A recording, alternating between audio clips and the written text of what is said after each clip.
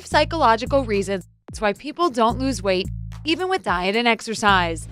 Matt Traube, a psychotherapist from Southern California, is convinced that your weight is closely connected with your self-confidence and sense of security. That's why your inner fears can easily cripple your attempts to shed those extra pounds. We've put together 5 major psychological barriers that keeps us from losing unwanted weight, despite a healthy lifestyle. 5. Having extra weight is convenient. Yeah, we know what you're thinking. Tell that to my skinny jeans that won't button. Surely there are no advantages to have excess weight, right? Well, hear us out. How many times have you heard someone complaining about being forever alone, working at a dead-end job, or just finding themselves not where they wanted to be in life? And what's the reason according to them? I'm single because I'm fat. Companies just hire based on looks. I'm stuck in this rut because of my weight.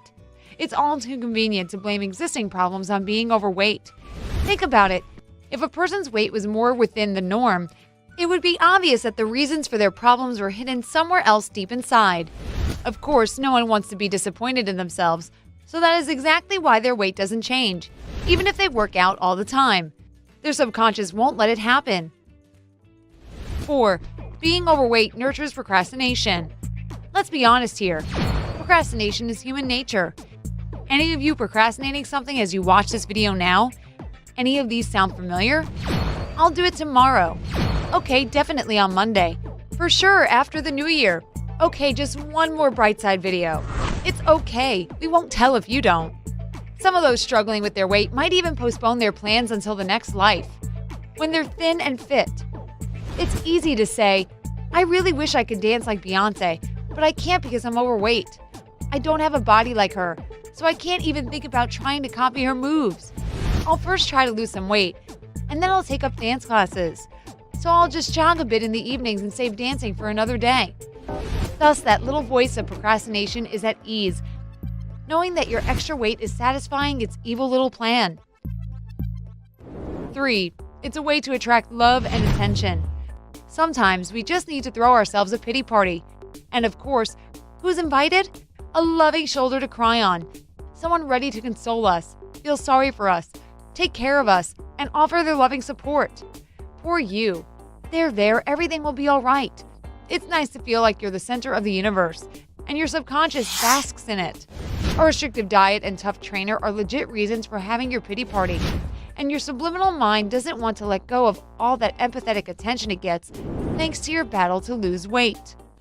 2. It's a coping mechanism against stress. Have you ever noticed that stress causes some people to eat a lot, even when they're on a diet? It's called emotional eating, and most people don't even notice that they do it. They intuitively turn to food because they're incapable of dealing with their true feelings, especially if they've had childhood trauma. They think to themselves, don't cry, stop complaining, you're an adult now. The anxiety of bottled up feelings can disguise itself as hunger. As a result, instead of paying a visit to a therapist that can teach them to cope with their emotions, they pay a visit to the fridge, despite their trainer's requests.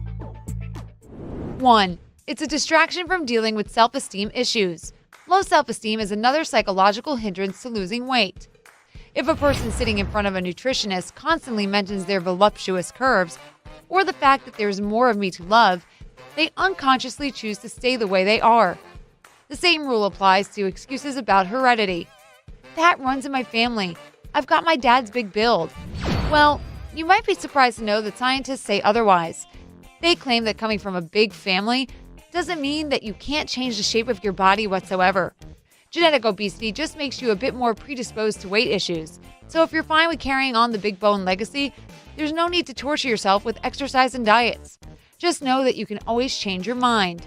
So, try to push any negative thoughts or excuses out of your head.